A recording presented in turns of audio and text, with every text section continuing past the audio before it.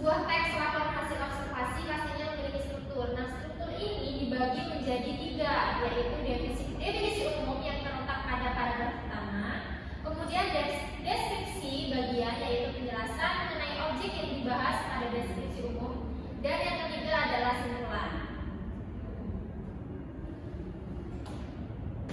Yang selanjutnya adalah struktur dari teks observasi.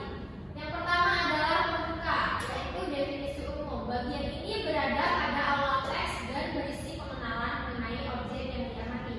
Yang kedua adalah isi, yaitu deskripsi bagian. Bagian ini membahas objek yang diamati. Bagian ini mengandung fakta yang dapat dipertanggungjawabkan kebenarannya. Nah, isi dari struktur teks observasi ini biasanya menceritakan atau membahas mengenai pokok utama atau bahasan utama yang telah diobservasi sebelumnya. Kemudian yang ketiga adalah bentuk atau simpulan, bagian yang berisi kesimpulan tentang objek yang diamati. Setelah membuka dan menulis isinya pada bagian simpulan ini, kalian menyimpulkan apa yang sudah dibahas pada bagian isi.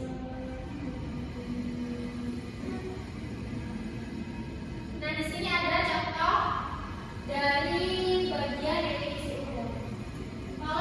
Silakan dibacakan, siapa bersedia membacanya?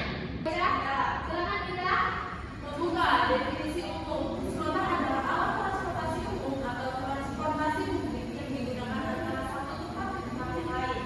Dalam contoh, ada perkotaan. Keberadaan psikopat membantu transportasi masyarakat perkotaan. Masyarakat perkotaan yang menggunakan jasa layanan transportasi bus kota ini disebut dengan penumpang bus kota. Mereka menggunakan bus kota untuk menuju ke tempat-tempat tertentu seperti tempat kerja, sekolah, kantor, dan tempat tujuan yang lainnya. terima kasih Gita, cara baca kita sudah jelas, intonasinya juga sudah bagus. Berikan tepuk tangan untuk Gita. Nah, ini merupakan contoh dari definisi umum. Di sini menjelaskan bahwa bus kota adalah alat transportasi umum untuk transportasi publik yang digunakan antara satu tempat ke tempat yang lain. Di sini jelas ya bahwa definisi umum itu menceritakan pembukaan atau penggalan umum yang mungkin akan diceritakan nantinya pada pembahasan. Kemudian yang selanjutnya di sini ada bagian isi atau deskripsi bagian. Seorang ibu hamil duduk sekitar 1 meter dari peserta didik tersebut. Tepat di depan peserta didik itu, seorang ibu lain duduk sembari memangku anak balitanya. Tidak jauh dari ibu itu, duduk seorang laki-laki penyandang disabilitas atau difabel dengan tubuh yang disandarkan pada kursi tersebut. Nah, paragraf kedua ini berisi penjelasan yang lebih terperinci. Dari penjelasan di sini kalian bisa menyimpulkan nggak ini berada di tempat seperti apa? Ada yang paham?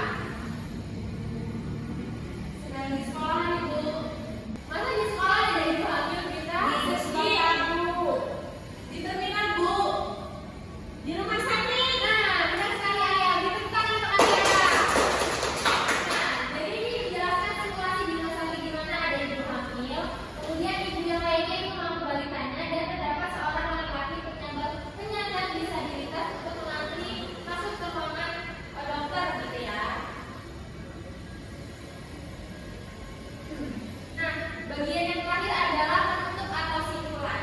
Di sini ada penumpang prioritas merupakan penumpang yang didahulukan untuk mendapatkan tempat duduk dalam transportasi umum seperti bus kota, pesawat terbang, dan kereta api. Jadi setelah kita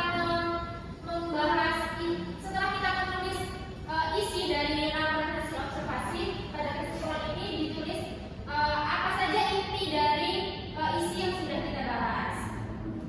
Baik anak-anak, siapa tadi yang masih ingat apa saja struktur dari teks laporan hasil observasi? Siapa yang masih ingat? Kita. Silakan Gita. Ada 3, yaitu pembuka, isi, dan penutup bu. Benar sekali Gita. Kita tetap untuk Gita. Yang lainnya apakah sudah lupa? Lupa. Aduh, tolong diingat-ingat ya anak-anak. Baik. Setelah yang Ibu jelaskan ini, apakah masih ada yang belum paham nih? Jelas ibu. Sudah jelas ya, sudah paham ya. Baik, kalau sudah paham, mungkin Ibu tidak akan memberikan tugas untuk minggu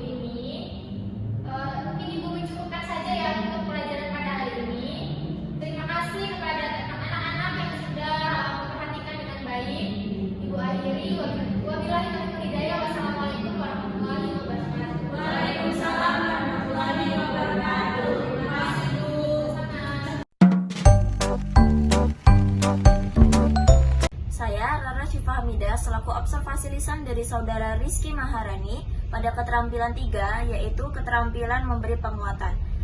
Pada pembelajaran yang telah dilakukan Saudara Rizky Maharani, telah melakukan komponen-komponen berikut, yaitu yang pertama komponen penguatan verbal kata-kata, seperti benar, bagus, tepat, dan bagus sekali telah dilakukan dengan baik pada pembelajaran.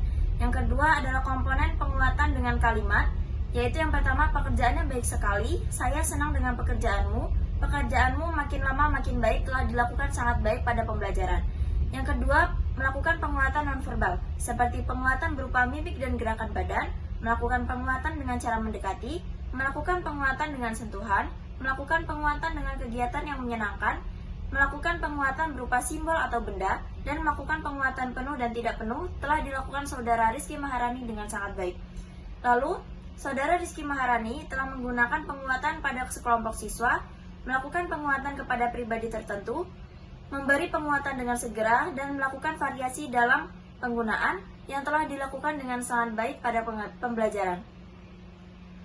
Lalu, Saudara Rizky Maharani telah melakukan prinsip penggunaan dengan menggunakan kehangatan dan keantusiasan, melakukan kebermaknaan, dan juga menghindari penggunaan respon yang negatif yang telah dilakukan dengan sangat baik pada pembelajaran.